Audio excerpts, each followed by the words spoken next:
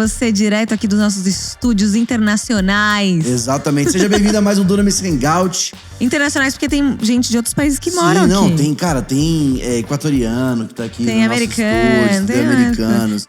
Tem, cara, enfim. Hoje tem até gente da Inglaterra vai ter gente britânicos aí. e tal. Mas você já viu aí, esse programa a galera gostou. A gente fez o último especial de 20k e chegamos a 30k, Rafa. Muito, uma salva de palmas muito incrível. aí, produção, por favor. Cara, gente, chegamos. só quem trabalha com o YouTube sabe como é esse trabalho de voltar do zero pra um canal, né? Porque a gente saiu de um canal de 1 milhão, aí a gente resolveu dividir. Ó, esse aqui é só do Dunamis Music e esse aqui vai só pra conteúdo. É legal ter e começamos, isso, é legal, a gente não entendeu. A gente, na verdade, gente, como que funciona? Eu até trabalhei na Big Wave 1 ano com isso, com produção de conteúdo. A Rafa era produtora. Eu era criadora de conteúdo. A gente criou lá, até a gente criou o Fala Galera, vários programas diferentes. E só que acontece, a gente tava usando lá o canal que também usava para lançar as nossas músicas do Dunamis Music. Só que quando você lança, você tem um canal de música e um canal de conteúdo, dá um clash estranho aí e prejudica o seu canal do YouTube. Só que a gente percebeu e também a gente teve conversas com a galera, nossa distribuidora, o YouTube. Falou, olha gente, não funciona um canal para lançamentos musicais de música e com o conteúdo ao mesmo tempo. Então é melhor para vocês dividir, para alcançar mais gente, pra chegar em mais lugares. Então a gente percebeu que a gente tem que começar do zero. Foi difícil, gente? Foi porque a gente tem mais de 1 milhão de inscritos no outro canal. Tá quase batendo 2 milhões. Daqui a pouco. Então a gente falou, cara, vamos deixar isso aqui pro Dunamis Music, que ralou, né? Dunamis Music ralou, eu sei, eu compartilho. Deixamos lá pro Music fazer os lançamentos lá. Lá tem muita coisa legal também rolando. Devocional com o Music. Músicas de manhã, um monte de coisa rolando, lançamentos novos. E esse aqui… o devocional, eu vou falar aqui, 6 a.m. Mas, cara, o 6 a.m. tá demais. Bom. Virou o meu programa preferido do canal do Music. Sim. Cara, tipo assim, não tem um dia… Tipo, vou abrir meu coração aqui. Cara, tá revolucionando o meu devocional. Que demais! Porque, tipo assim, eu cara, sou muito… Eu preciso de uma música, assim. E aí, cara, eu ficava sempre meio que nas mesmas músicas. Só que, cara, era sempre a mesma coisa. E, mano, desde que começou a lançar o 6 a.m., mano, todo dia eu tenho feito devocional. Todo dia com o 6 a.m. Que demais. Tá sendo muito bom. A gente até mudou agora os que a gente gravou ontem. Eles foram com um versículo no começo. Ah, que legal. Então a gente traz uma palavra também. Se a pessoa tiver tipo, nem sei o que ler, já vem junto, saiu já lê. Seu também, né? Você gravou um seu. Gravei ontem, vai sair. A gente gravou demais. 2, então tô animada. Mano, então é isso, agora a gente tá com esse canal só de conteúdos. A gente tem muito programa saindo aí, não sei se vocês já viram. E tem muita coisa boa. Então, se não é inscrito, já aproveita e se inscreve no canal e manda pras pessoas. Se você não entendeu, é o nosso especial. De a cada 10k a gente faz um especial aqui, conversando, respondendo suas perguntas. Você te pediu as perguntas lá no último programa. E também nos nossos Instagrams. Então a gente vai responder hoje suas perguntas. Então, cara, aproveita, fica em casa. Mais um conteúdinho pra você estar escutando aí, talvez no Spotify ou no teu YouTube. Então, ô Rafa, isso que nem me perguntaram, mas a gente tava falando, já pegando o gancho aí do 6 a.m. Como que você faz esse devocional? O meu devocional, ele tem muita adoração envolvida, acho também, né? Por conta de ser uma coisa que eu faço. Então eu amo, né? Mas eu acho que também faz parte de eu cavar meu poço ali pra depois, né? Transbordar. Mas assim, eu sempre começo com adoração. Depois eu pego… Tenho 2 tipos de devocional, gente, porque a gente tá fazendo nosso plano de leitura. Mas eu não gosto de ter o meu versículo do dia sendo o plano de… Às vezes, eu leio o plano de leitura e falo, nossa, tá bom, tá suficiente. Mas às vezes eu quero meditar em um versículo só. Então tem fase da minha vida que Deus tá falando de algo específico. Por exemplo, agora sobre… Eu tô acordando, tipo, 4 da manhã pra orar pelo casamento. Caramba. Então a gente fez esse propósito. A gente falou, cara, 4 da manhã ninguém tá acordado no Brasil. Então já ser os primeiros a orar, Deus vai ouvir a gente. Mas se desafia. A fila de oração tá muito grande. Muito bom. Mas eu acho que é tipo se desafiar um pouco pra ver o milagre. Então a gente tá acordando ali, tendo um tempo de oração, leitura da palavra que tá encorajando a gente, aquilo que Deus tá falando pro nosso casamento, aquilo que Ele tá dando direção. E aí depois eu faço, num outro horário do meu dia, eu faço a minha leitura do plano de leitura, né? Eu não sei, assim, tem vezes que eu faço só plano de leitura, mas ultimamente eu tenho gostado de ter um versículo que eu medito no dia. Que às vezes eu sinto que isso, aquilo eu pego mais pra, tipo, isso aqui é o que eu quero trabalhar na minha vida hoje, pessoal. Sempre tem adoração e também eu tenho de 30 minutos, às vezes é mais, oração em línguas também no final. É legal você falar isso, Rafa, porque assim, às vezes a galera acha que tem um jeito de fazer devocional. Inclusive, a gente tava fazer um dia um hangout, né? Falando com a Pri. E aí, a Priscila Subirá, o Uber. E aí ela falou assim, cara, assim, meu devocional eu vou fazendo durante o dia, porque eu tô com filho. Então, às vezes a gente recebe muita pergunta. Ai, como fazer um devocional? Qual o jeito certo? Na tua resposta, se o cara for um pouquinho inteligente, ele entende que o devocional, o que ele significa? É você separar tempo intencionalmente pra passar com Deus. Exato, Tem dias que vai ser, na tua leitura do plano bíblico, vai ser o tempo que você tá passando, o tempo com Deus. Sim. Vai ter dias que é esse momento de adoração. Então, só que assim, também é importante você criar um básico, um basal. Começa com o formatinho. E depois que você vai ficando amadurecendo, você vai fazendo isso. Então, tipo assim, quando eu aceitei Jesus lá em 2016, eu fiz um formatinho. Que era, literalmente, eu pegava a leitura do dia. Só que, na verdade, outra coisa. Eu comprei aqueles livros de devocional que ajuda. Era lá o Dia e Noite com Charles Spurgeon. Aí, tipo, de manhã eu abria ele. E aí eu pegava lá de dia. Só que eu só fazia um, porque eu sabia, mano, esse livro aqui vai durar 2 anos. Aí eu fiz ele durante 2 anos.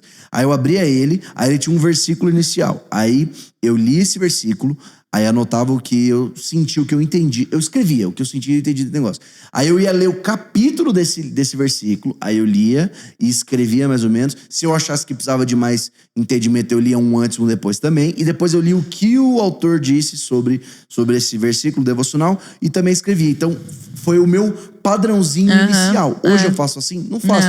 Hoje eu não tenho mais livro de devocional. Os que eu tenho, tudo já usei lá em casa. Mas é porque aquilo foi bom pra mim, pra entender o que era fazer um devocional.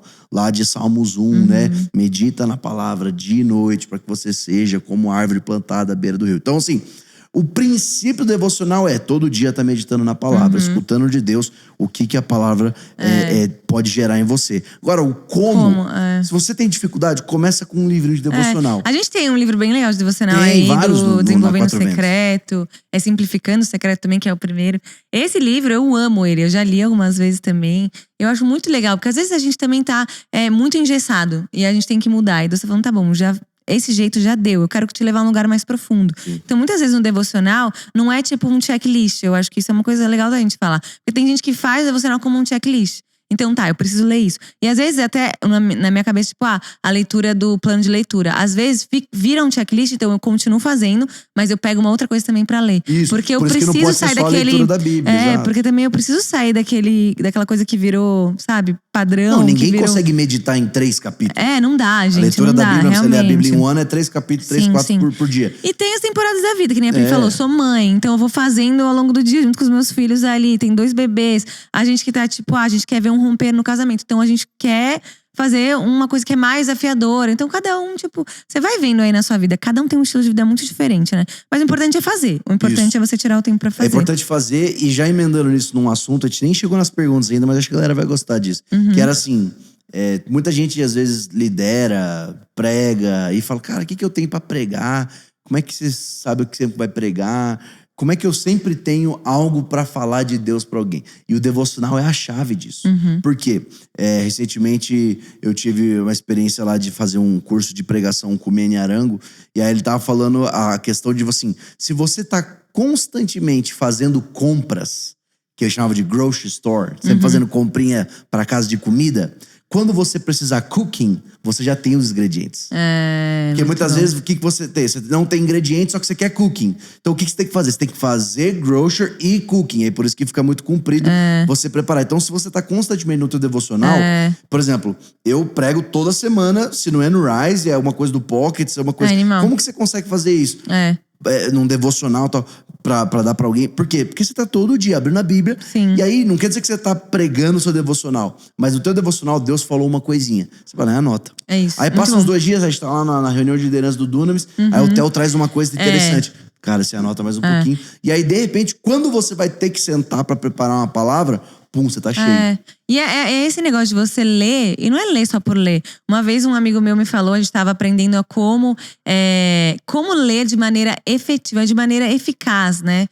Aquilo que você vai de fato receber alguma coisa. Como ler a Bíblia dessa maneira. Assim, como ler a Bíblia de verdade. De verdade, E ele falou assim, aí ele falou pra mim, Rafa, ele dá aula de Bíblia, né? Ele falou, se você, toda vez que você lê a Bíblia, você não tiver uma pequena transformaçãozinha, você tá perdendo uma oportunidade. Então, às vezes, a gente pega ali os 30 capítulos, 3 capítulos que você vai ler, e você tipo, tá, legal, é uma história, tá, eu não sei o que…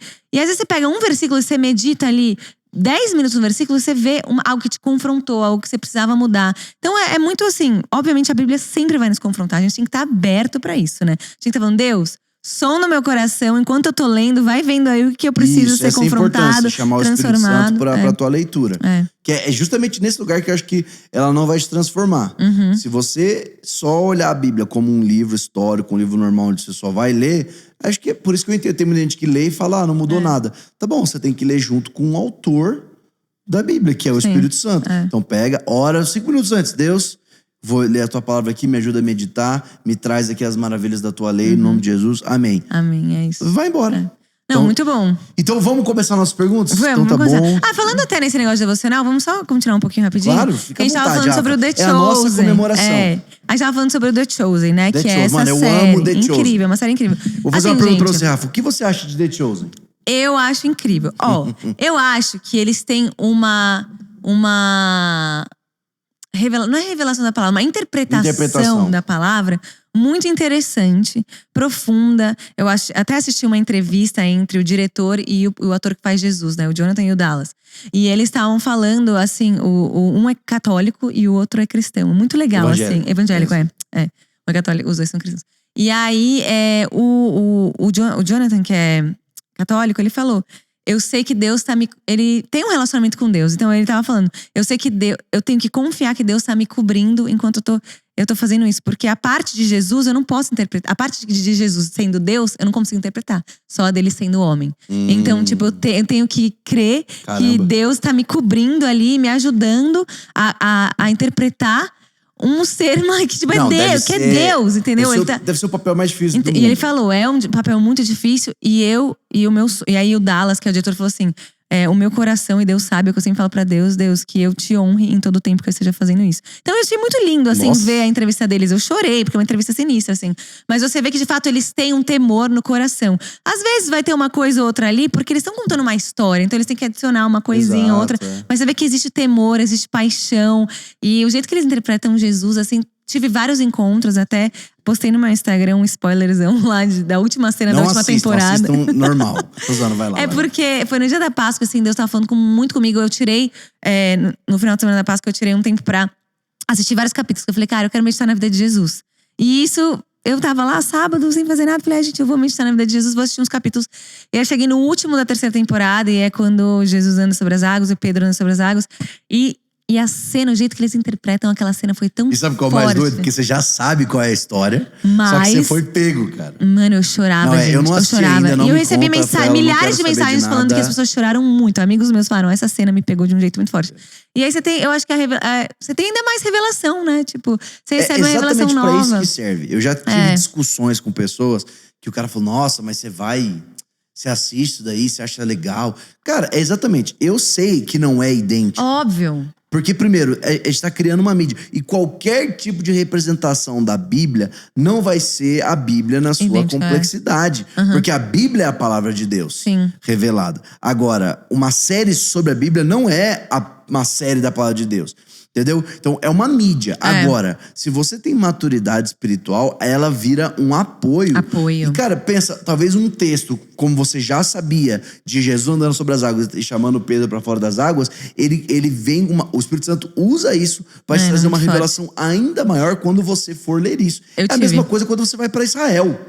Sim, tipo assim, cara, total. Eu nunca fui a Israel. Só que aí, por exemplo, o que eu mais tô gostando de The Chosen é isso. O quão bem feito é. Você fala, nossa, que legal. Cara, eles pisando na uva aqui, nossa. Olha aqui mais ou menos como é que era eles pescando. E a pesca maravilhosa. Nossa, era mó rasinho aqui. Enfim, não sei, mas faz você enxergar. É a mesma coisa de você ir pra Israel. Você vai pra Israel, você não tá lá pra idolatrar Israel. Não. Você vai lá porque eu te garanto, cara, tenho certeza que você vai ter uma revelação melhor. Eu tive uma revelação de Israel quando eu fui, assim, A minha maior revelação foi o porquê que Deus fala pra orar por Israel. Quando eu cheguei lá, eu entendi.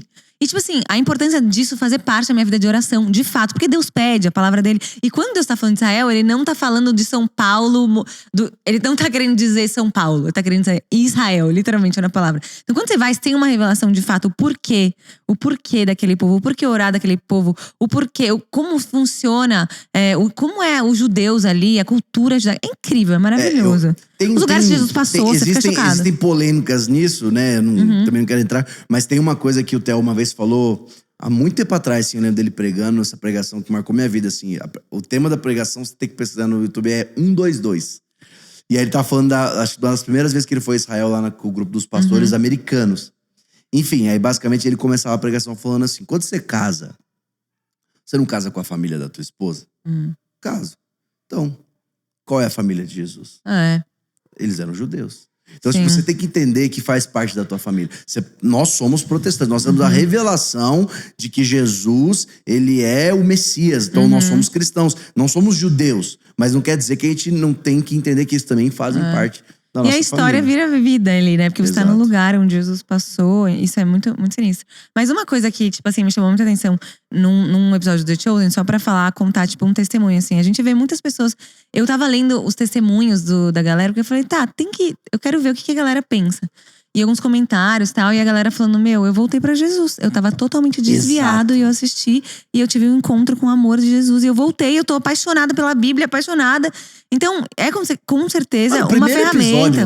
Não, Aquela hora que ele chama a Maria Madalena, velho. Mano, tipo assim, porque é muito bom, o primeiro episódio não mostra ele, né? Fica aquele mistério e tal, não sei o quê. Na hora que ele aparece, e o cara aquela trilha carrega, sonora né? dele, e ele chama ela, velho. Mano, chorei instantaneamente. E teve um episódio que eu tinha feito uma sessão de terapia e tal. Aí, tipo, gente, então vou casar. A Rafa, ela tá meio sentimental, né? Vou casar, então eu tô resolvendo todos os meus B.O. Meus pastores são, resolve tudo. Depois a gente pode falar disso, a gente pode falar, resolve seus B.O.s. Porque daí eu fui na sessão de terapia, saí. Eu não tava conseguindo processar essa minha sessão aí de terapia e tal. E aí eu falei, Jesus, eu preciso de ajuda, eu tô um pouco… E assim, quando você vai profundo, às vezes seu corpo fica cansado, né? Muitas vezes eu acho que quando você volta numa memória, ou quando você tá trabalhando a sua mente, ou quando você quer melhorar, quando você tá lidando com frustrações. Gente, o corpo, quando o espiritual assim vai profundo, o corpo fica cansado. Até depois de uma ministração muito forte, que eu sinto que é uma batalha, você prega… o espiritual é uma batalha espiritual de verdade, então você fica cansado. E aí eu tava assim, tipo, eu tô muito cansada. Até a psicóloga falou, Rafa, você vai ficar cansada, porque hoje você foi profundo. Beleza, daí eu comecei a assistir um episódio. E no episódio chegou que era um homem que tava doente lá, encontrou Jesus, Jesus tava pregando pro povo, encontrou, e todo mundo começa a falar, que cheiro ruim, porque ele tava com uma ferida aberta na perna. Isso tem muito a ver, assim, porque tava com uma ferida aberta na perna, pecado, coisas, talvez eu pensei assim, pecado, amargura, um monte de coisa ali, um monte de ferida ali, um monte de coisa no cara.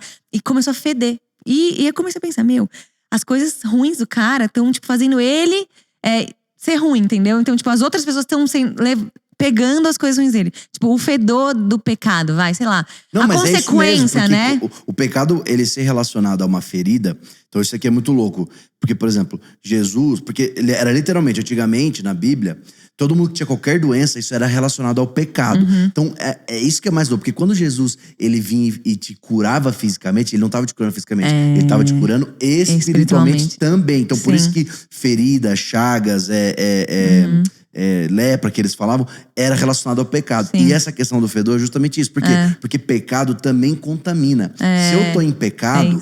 E quanto mais exposto o meu pecado eu começo a te contaminar. Então, tipo assim, cara, assim, o teu pecado exposto, você falando que, não, isso aqui não é pecado, isso aqui tá tudo certo, você sair pecando, você acha que você tá fazendo só um serviço pra você? Não. Você tá contaminando outras pessoas também. Mas desculpa, é bizarro. Não, é isso, é bizarro. E daí todo mundo começa a sentir aquele cheiro. Jesus tava tendo um debate ali, né? Com os gregos e tal. E aí chega o cara, todo mundo começa a sentir o cheiro, que nojo, olha pro cara. E ele falou, não, eu vim aqui porque eu quero ser curado. E ele começa todo mundo começa a brigar com ele, começa a brigar, eu vim atrás de Jesus e tal. Aí Jesus põe a mão no ombro dele e fala, ei, eu te conheço. Aí o cara tipo, olha pra ele assim, ei, tá tudo bem, eu te conheço. Aí o cara olha e é curado na hora. Tipo, é uma cura na alma, assim. Porque E Jesus fala, eu te conheço, eu sei a sua história, eu sei porque você tá aqui. O texto da questão do sábado, ele fala assim, o que é mais difícil? falar os teus pecados estão perdoados ou falar levanta e anda. Porque ele tá querendo dizer, é a mesma coisa. A cura física e a cura espiritual, ela é relacionada ao mesmo lugar. Exatamente. O que é mais difícil? Nenhum dos dois para quem é o filho do homem. Exatamente, é isso. E aí, na hora que ele fala, eu te conheço, nessa hora eu tive uma revelação muito grande. Tipo, Deus conhece a minha história. Então ele tava lá. Tipo, mas é uma revelação que não é uma revelação, a gente já sabe. Mas sabe quando você meio que esquece? Tipo, você tá vivendo a sua vida, e aí você vai e volta numa lembrança difícil. E meio que, tudo bem, foi uma lembrança. Não, mas Jesus tava lá comigo. Aí eu comecei a ver a minha circunstância, a minha situação de uma maneira completamente diferente. Me ajudou a processar, melhor ainda. Então, assim, eu creio que nós, como cristãos, a gente precisa invadir o mundo do entretenimento urgentemente. Tipo, não dá mais, entendeu? Sim. Chega, não dá mais pra gente ficar fazendo coisas medíocres, tem que entendeu? E tem que estar pronto e preparado. Tem que resolver os B.O.s. Já peguei a ponta aqui. Pega aí a Porque ponta. qual que é a parada, gente? Cara, pra você poder fazer parte do reino, pra você começar a entrar em coisas realmente que vão fazer impacto, né? Você precisa tá resolvido com as suas coisas. Sim. Porque o que a gente tem visto e vê pessoas que falam, não, eu sou chamado, não é nem só pra a esfera do entretenimento, qualquer esfera. Eu sou chamado pra esse lugar, eu quero influenciar a educação, quero influenciar a família, quero influenciar as artes. Tá, mas se você não tiver realmente, pelo menos com alguém, sabe, tipo, um discipulado bem feito, uma pessoa ali fazendo backup com você ter resolvido os seus problemas do passado, os teus pecados, aquilo que o Theo tem falado muito ultimamente, que é você fazer pazes com o teu processo, lá na frente, você até entra nesse mundo aí, não, eu tô aqui influenciando, mas lá na frente, se você não resolveu, vai ser alguma coisa que vai fazer te tropeçar. Porque é bem mais fácil você seguir a vida, eu acho, assim. Mas quando chega, a conta chega, né, pra todo mundo. Vai chegar uma hora no seu casamento, quando seus filhos estiverem. E é uma coisa que o Theo tem falado, quem vai pagar o preço são seus filhos. São a futura geração que vem depois de você. Então resolve agora.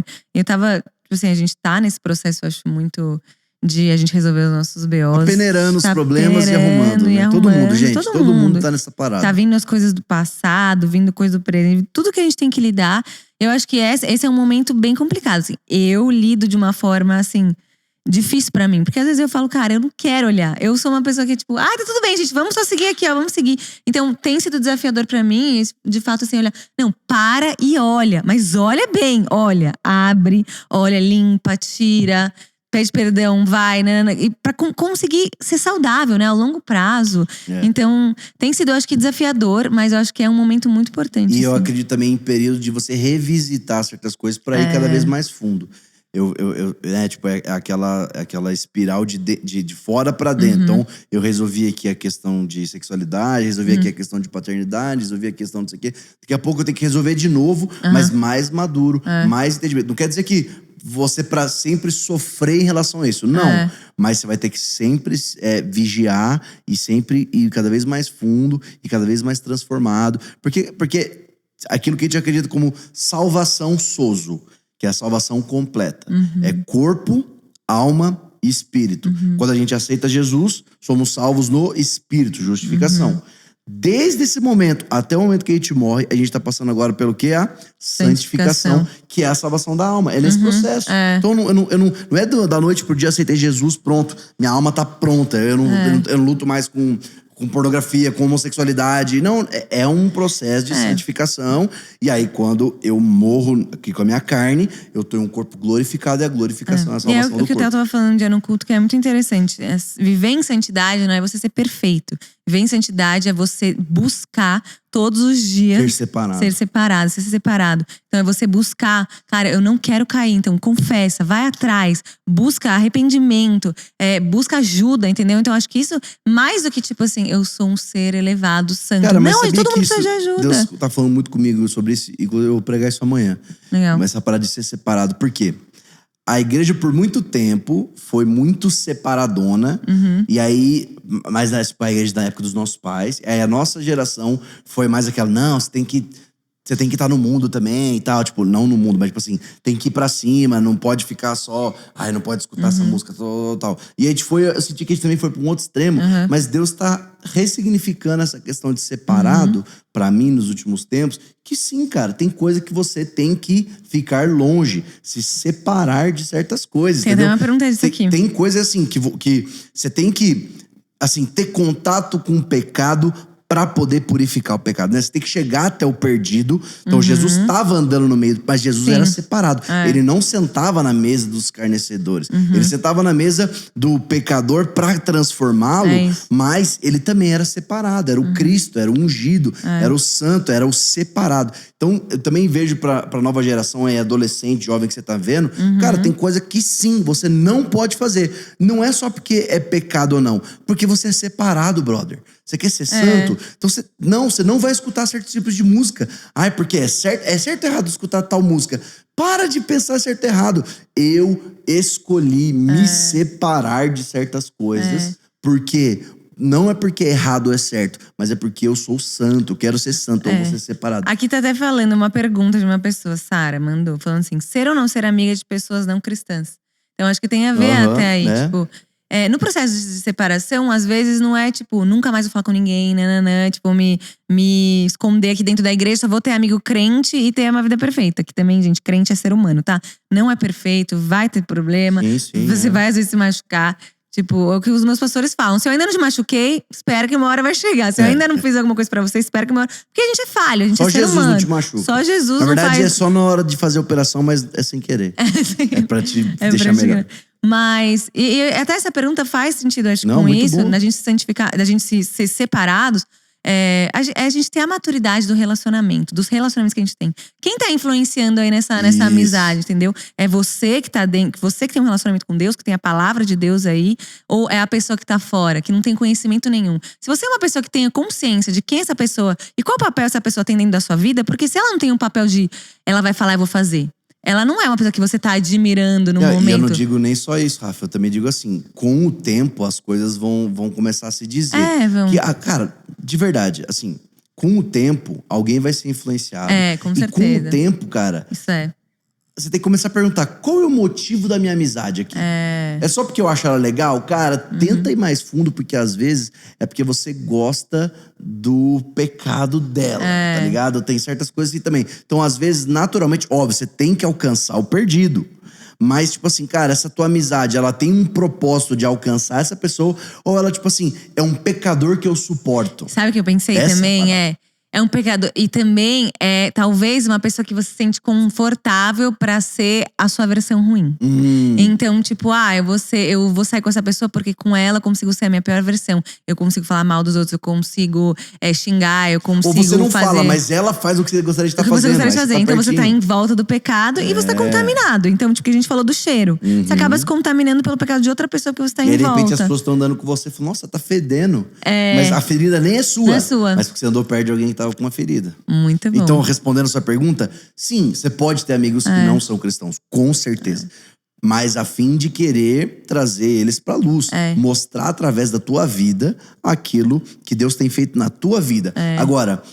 com o tempo, se você realmente é um cristão sério, saudável e em crescimento de maturidade espiritual, alguma hora, se não acabar não tendo a conversão, não quer dizer que você vai falar assim, sai da minha vida, some da minha vida. Mas, cara, vou te dizer, naturalmente os seus caminhos vão se afastar. E assim, pode ser que você se trombe num outro aniversário, num churrasco, num mercado da vida. Mas provavelmente não vai estar na sua vida assim como você acha que vai estar. É isso. Muito boa essa pergunta, Rafa. Tem mais perguntas? Cara, mandaram várias aqui também pra mim.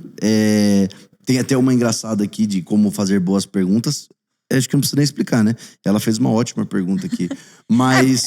eu acho que esse negócio de fazer pergunta é algo que mostra muito o seu interesse. O seu interesse de crescer, o seu interesse de aprender. E é uma coisa que quando você tá perto de pessoas que se você reconhece a unção, você reconhece o relacionamento com Deus, faça pergunta, gente. Porque eu lembro quando eu tava na minha época morando fora e eu servi um tempo lá a família do Bill Johnson. E às vezes eu tinha que ficar com os netos do Bill. Então o Bill Johnson, ele ia levar os netos dele. Bem bizarro, assim. Ele levava os netos dele pra jogar pro jogo de basquete, de beisebol. E eu cuidava ali dos netos dele, ficava ajudando, né?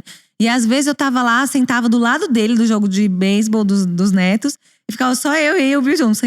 E aí Deus começou a falar, faz pergunta. Você fez? E aí ele falou assim pra mim um dia, Rafa, eu não sou uma pessoa que fica conversando, mas se você fizer uma pergunta eu vou te responder. Mano, na hora eu falei, é isso. Eu vinha com todas as coisas. Como você conheceu sua mulher? qual que é a coisa mais difícil na jornada de um pastor? Como é viver o sobrenatural? Tipo, eu ia perguntando. Toda vez que eu via ele, eu tinha pelo menos uma pergunta preparada. Porque eu sabia que aquilo ia me ensinar. Por exemplo, coisas da vida. Porque o cara, tipo, ele tem uma história. E não vai no pergunta fechada. É ou não é? Pro cara te dar sim ou não. Não. Faça perguntas abertas. Eu perguntava da história dele. Porque eu falava, cara, a história dele é caminhada com Deus dele. Bom. Então eu quero ouvir alguma coisa dele. E aquilo foi me fazendo destravar tanta coisa na minha vida, assim. Porque ele falava, não é…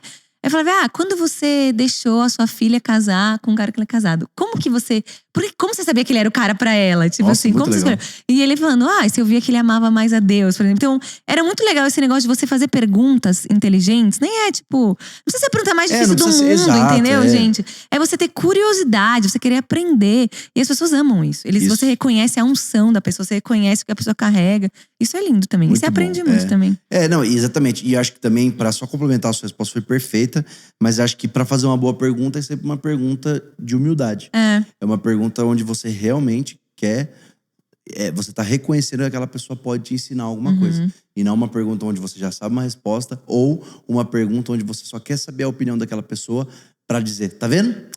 Ela fala uma coisa que eu não acredito. Manda também pergunta. Exato, entendeu? Faça perguntas humildes. Tipo assim, cara, o que a Rafa pode me ensinar? Então, Rafa, enfim… Com certeza essa pessoa fez uma pergunta… com humildade, assim. Cara, eu quero tentar entender se eu posso ser amigo ou não. Mas muito bom, certeza, muito bom. Cara, tem uma pergunta aqui legal, que é a seguinte. Nossa, tem várias aqui. Os caras zoaram, mandaram umas de zoeira aqui. Mas, por exemplo, sobre o Hangout. Qual foi a pessoa que você mais curtiu? Não, qual Hangout vocês ficaram surpresos com o convidado? Qual que você gostou? Surpresa. Eu acho que um dos primeiros lá, que foi com a Magali e com o Walter. Nossa, foi porque muito bom, eu nunca tinha tido uma conversa assim com eles. Eu tinha visto eles ministrarem 2 vezes, poucas vezes. Mas, assim, a gente… Talvez por não ver tanto eles, assim… E eles não terem uma rede social tão ativa. Você não vê eles na rede social falando… Você não sabe muito o que vem por aí. E o conteúdo foi um dos conteúdos mais bizarros da minha vida, assim. Então, acho que aquele chamou muita atenção. Sim, e aproveitando, tem uma história, sabia, com eles. Tipo, cara, eu não conhecia, sabia assim, que eram os pastores que casaram o Theo. Era a única coisa que eu conhecia. Aí um dia, tipo, na pandemia, a gente tava lá com o estúdio, lá na igreja e tal. E aí o Theo falou, cara, o pastor Walter tá vindo aí, junto com a equipe dele, o pastor Magali. E eles vão fazer uma sessão de libertação geral. Eu falei… O que vai acontecer? Resumindo, todo mundo sentou assim, várias cadeiras assim, um círculo. E a galera ficou entrando, tipo, entrou na presença de Deus, fechou os olhos, estavam ali entrando na presença de Deus. E aí eles basicamente, a equipe deles foram orando pessoa por pessoa. Cara, quando chegou em mim, não sabia de nada. O que acontece? Eu joguei vôlei por muito tempo da minha vida, federei e tal, não sei o quê. E eu tinha os 2 tornozelos fracos, porque eu já tinha torcido, até rompido, tem um ligamento bem no meio do tornozelo, assim, que ele não precisa de operação, só que ele também deixa seu tornozelo fraco. E eu já virava o pé direto, porque vôlei é normal isso acontecer. Então eu tinha os 2 tornozelos fracos. Então, assim, eu não conseguia fazer mais exercício físico, tipo, sei lá, fazer corrida, porque a probabilidade de eu virar o pé era muito grande.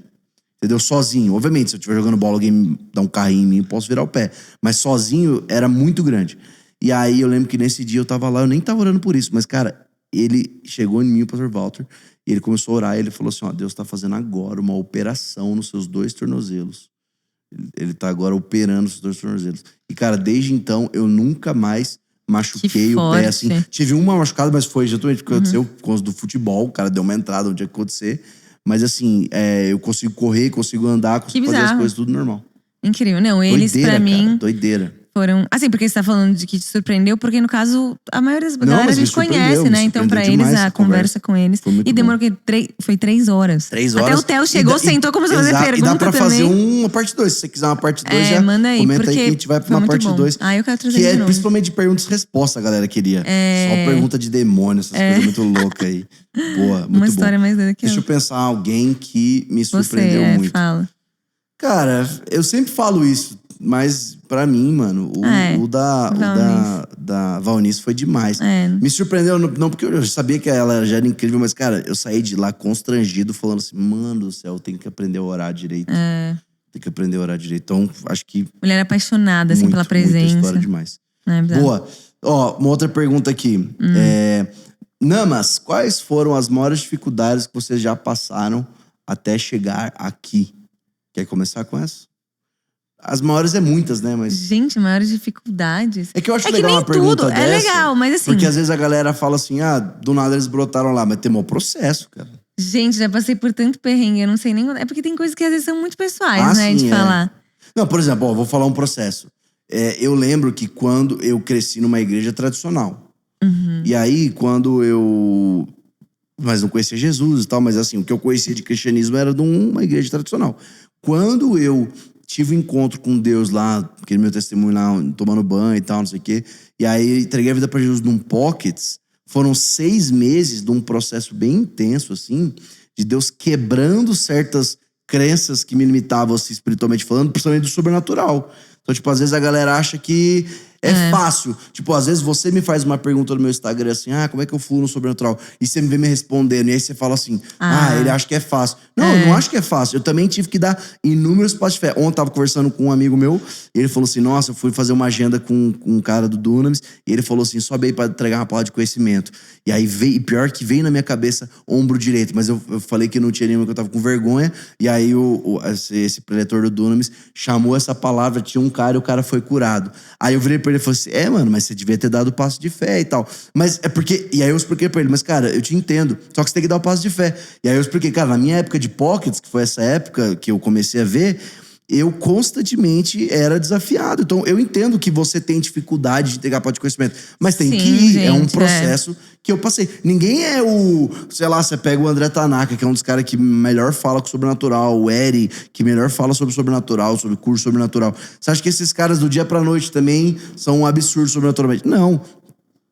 Teve que botar o pé pra fora do barco. Acho que uma coisa, assim, pra mim é, tipo, eu tive que muito vencer uma mentalidade de insegurança mesmo, assim. Acho, tipo, uma mentalidade de um pouco de órfão, vou falar assim. Acho que seria, porque, tipo… e lidar com os elogios e também com as críticas no processo. Porque, gente, liderar adoração é uma coisa que eu amo fazer, mas tem muitos desafios. Então, acho que assim, nesse processo de crescer como uma pessoa que vai liderar adoração, que na verdade, tipo, o líder de adoração, ele é literalmente uma ponte de conexão entre as pessoas, o povo e Deus. E saber que o fim é um encontro com Deus. E tem toda a parte musical, e tem a parte do fone, tem a parte de liderar a banda, liderar o povo e tal. E muitos, nesses anos, até hoje, teve uns 2 domingos atrás que eu ministrei, e aí a Zoe veio me dar um feedback. E aí ela falou pra mim, Rafaela, a presença de Deus já tava na primeira música. O que você ficou lá tentando trazer mais pra ele? Já tava. E eu peguei e fiquei com tanta raiva. Falei, ai, Zoe, tô amargurada. Eu tô assim com a raiz de amargura. Pregou, e era no dia de amargura. Era no dia do foi pregação. Nesse dia? Porque eu falei porque ele pregou, né? Então foi logo depois do culto. Eu falei, ai, olha aí, a minha raiz de amargura já tá vindo, assim. Mas essa mentalidade, tipo assim, é uma crítica porque você não sabe fazer. Não, é uma crítica pra você crescer, porque você sabe fazer. Eu acredito em você. Então você vai crescer, você vai conseguir ser melhor. E você vai estar mais sensível. E é um lugar de constante aprendizado. Você não tá você não vai, tipo, ser o melhor. Tipo, tudo bem, tem gente que hoje passou muitos anos assim. Mas mesmo essas pessoas estão constantemente aprendendo com Deus, aprendendo no processo. E eu falo que, tipo, é uma escola, assim. A gente tá ministrando, mas a gente tá aprendendo com Deus. A gente tá sendo sensível. Tem dia que a gente erra, tem dia que a gente não sabe o que fazer. E tem dia que a gente não sabe seguir a nuvem, não sabe ouvir Deus, ouve errado, segue a carne. Então acho que é um desafio de você, tipo, colocar a carne no lugar e ser guiado pelo Espírito todos os dias, assim, tudo que a gente faz. Mas eu acho que é um desafio constante, assim, sabe? De sempre, cara, não é sobre fizeram até uma mim. pergunta que dá pra gente entrar nisso também, que existe um limite pro desenvolvimento de um líder? Com certeza. Justamente você tá falando, cara, assim, sempre tem… Cara, a pastora Sara, que foi uma baita conversa que a gente teve aqui. Não existe limite. Ela falou isso semana passada, no culto lá da Páscoa. Ela falando assim, gente, eu tenho 84 anos. E eu sempre falo, dá pra 84? melhorar. 80 anos. 80 anos, verdade. Desculpa, perdoa, pastora Sara, me perdoa, por favor. 80 anos, fez esse ano, né, aniversário dela. Ela falou, gente, eu tenho 80 anos e constantemente eu tô falando, ainda dá pra melhorar. Ainda dá pra aprender mais. E assim, eu fico olhando pra ela e fico assim… Meu Deus. Então, cara, não tem limite da tua liderança. Não tem, e não precisa nem entrar no campo da liderança só, mas não tem limite pra escola do Espírito Santo, né? É a escola do Espírito Santo. Constantemente você vai se tornar um líder melhor. Constantemente você vai se tornar um amigo melhor. Tudo na base do Espírito Santo. Então, igual você falou assim, pro resto da vida você vai ficar cada vez melhor um líder de adoração. Cada vez mais você vai aprender a adorar melhor o rei. Acho que agora, e esse até o desafio… O desafio é de você, tipo, não ficar preso nas coisas que você acha, que você sabe, que você pensa, né? Porque assim, se eu for falar, eu sei subir ali e fazer um negócio. Mas não é sobre o que eu sei. De fato, é o que Deus quer fazer. Às vezes Deus quer mudar tudo.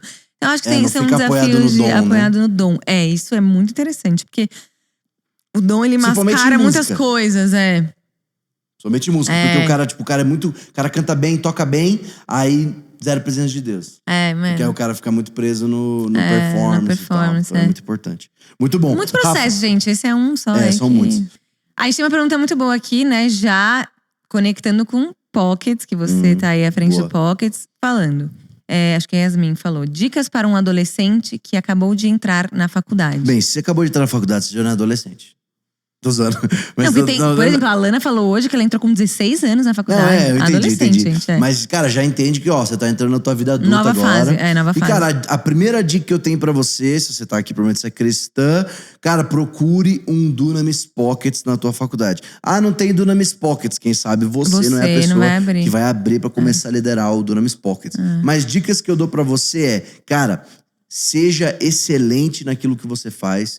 Então, cara, seja o melhor, não é por competição, mas para você glorificar a Deus na sua faculdade. Se conecte e entenda que sim, você tá lá para se formar, você tá ali para tua vocação, mas principalmente a tua faculdade, quando você tem esse entendimento de que você também é chamada para pregar o evangelho aonde quer que seja, né? Charles Spurgeon diz isso, eu repito essa frase constantemente. Todo cristão ou é um missionário ou é um impostor. Então você entende que a tua faculdade, a tua universidade é o teu campus missionário, é o seu campo missionário. Então, fazer o teu curso aí de psicologia, publicidade, engenharia, no fim das contas, se torna uma desculpa para você pregar o evangelho. E aí, tem sempre aquela pergunta, né, Rafa?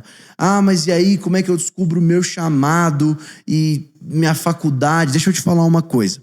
Existe vocação, existe chamado. Para mim, chamado já foi dado. Deus já nos chamou ali, Jesus já nos chamou com o ide, dizendo: ide por todo mundo, prega o evangelho a toda criatura.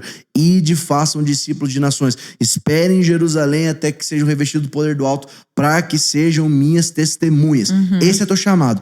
Qual é a minha vocação? É a maneira, é o como você vai cumprir teu chamado. E aí, geralmente, é na faculdade que você descobre. Você tá fazendo a psicologia, você vai usar a psicologia para cumprir o ID. Você tá fazendo engenharia? Você vai usar a engenharia para você cumprir o ID. E aí, na universidade, aquele momento de você ter alguém que você presta conta sempre. Porque a universidade, você chegando lá, é um mundo paralelo, gente. Eu, quando entrei na universidade, eu falei, o que tá acontecendo nesse lugar?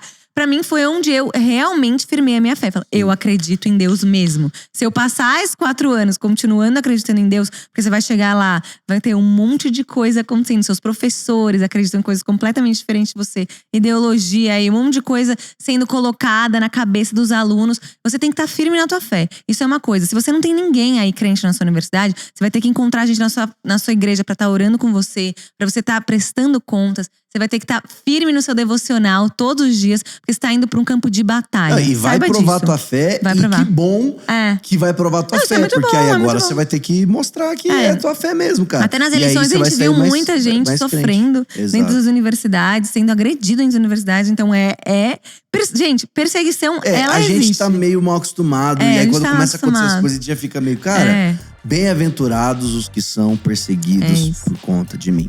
É isso, finalizamos gente. Bem muito com bem, esse texto aí. Muito bem. Enfim, eu gostei muito desse programa. Eu amo quando a gente faz. Ficou muito bom a gente trocando ideia.